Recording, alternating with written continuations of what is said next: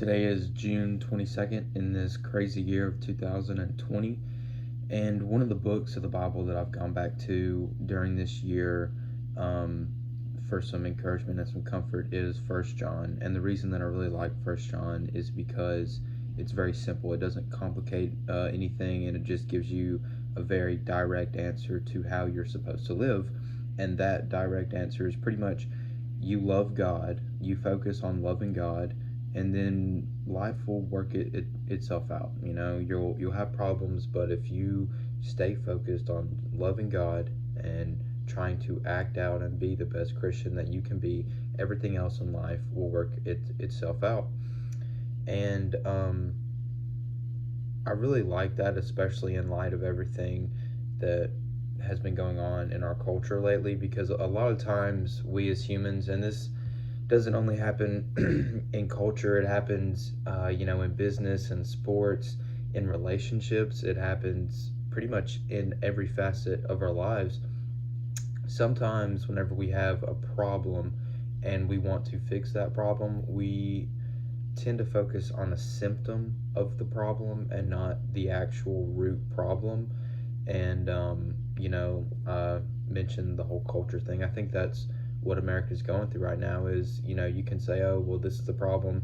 Obviously a lot of people think it has to do with racial issues. Some people that I've heard talk about think all this is just economic issues that are just portrayed as race issues or whatever. But no matter what you think it may be, whenever you get down to the root cause of it, it's just sin. Okay, it is just simple sin.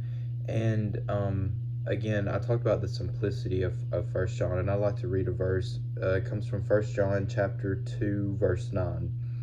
If anyone claims I am living in the light, but hates a fellow brother, that person is still living in darkness. And I think that pretty much sums it up. No matter the color of your skin, no matter what country you're from, no matter how much money you have, no matter who your father is, no matter who your friends are, if you live by this, by saying I am a Christian, I am living in the light, and therefore I don't hate any of my fellow brothers. A fellow brother being every other human being. It's just that simple. And again, like I said earlier, I think we as humans, we complicate things too much. If you know me, you know that I'm really into fitness, and it always baffles me how complicated people make fitness sound. And someone new coming into it, and they're like, okay, I just want to lose 10, 15, 20 pounds. With all the bad information out there and all the complex information out there, I could understand how somebody would kind of be overwhelmed. To me, like, it's a lot simpler than what people are trying to make it out to be. People try to take shortcuts. People try to say, well, I want to lose weight, but I want to still, eat pizza every week or whatever. I guess it's just something that humans do. I guess it's just in our nature.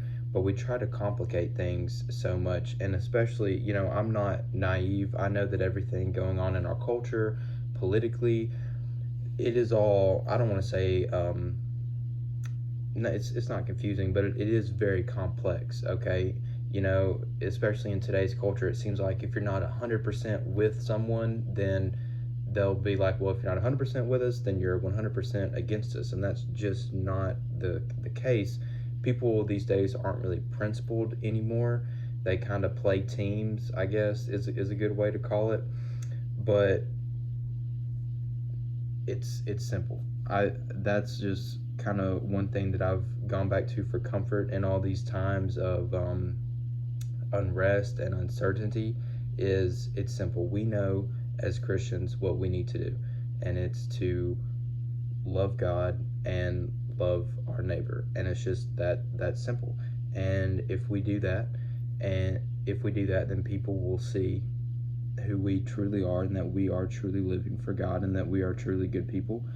And hopefully we can make a difference in this world, and especially in this time of political, social, cultural, whatever you want to call it, unrest, uncertainty, whatever you want to call it, whatever it is. If we do what we're supposed to do, and again, love God, love your fellow neighbor, no matter if they are a Christian, no matter the color of their skin, no matter, who they are. If we do that, everything's going to turn out just fine. Thank you, and I hope that this encouraged you.